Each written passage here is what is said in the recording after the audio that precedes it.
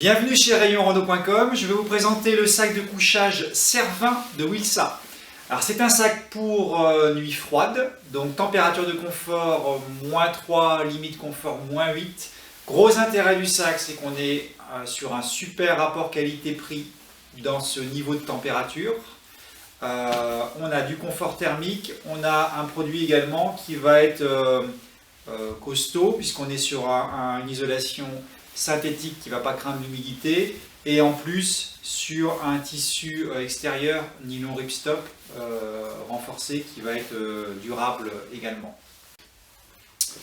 Alors le principe est le suivant, on a un garnissage qui est en fibre synthétique, donc forcément c'est plus lourd et plus volumineux que du duvet, mais c'est aussi ce qui permet d'avoir un prix beaucoup plus économique.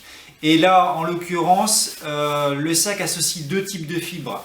Une fibre creuse Isolane 3D, donc qui assure le gonflant et la structure du sac.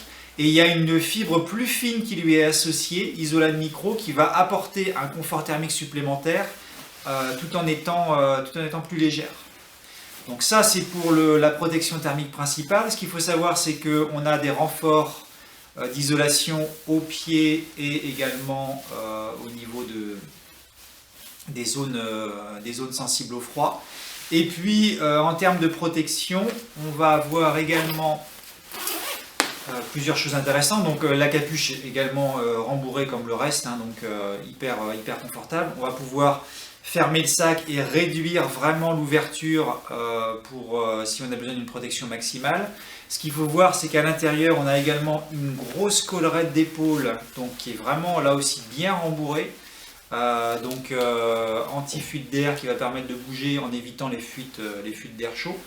A noter que côté zip également, c'est pareil, il y a un gros bourrelet qui va éviter les ponts thermiques.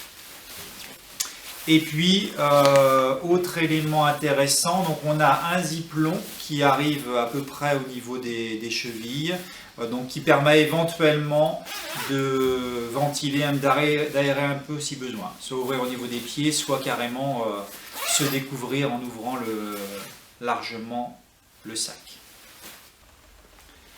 Pour terminer, je vous le montre rangé, donc vous voyez que ça fait quand même un volume supérieur à ce qu'on peut avoir sur un sac en duvet.